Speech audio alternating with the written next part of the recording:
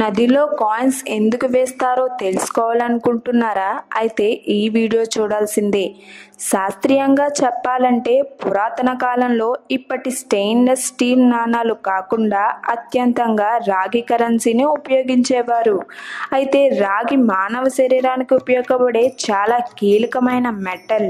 అందుకే నదిలో నాణాలు వేయడం అనేది మన సన్నద్ధులైన తండ్రులు మన సరిపడా రాగిని నీటి భాగంగా తీసుకోవాలని. ఎందుకంటే నదిలే మన తాగునీటి వనరులా ఉండే ఒకే ఒక్క మార్గం.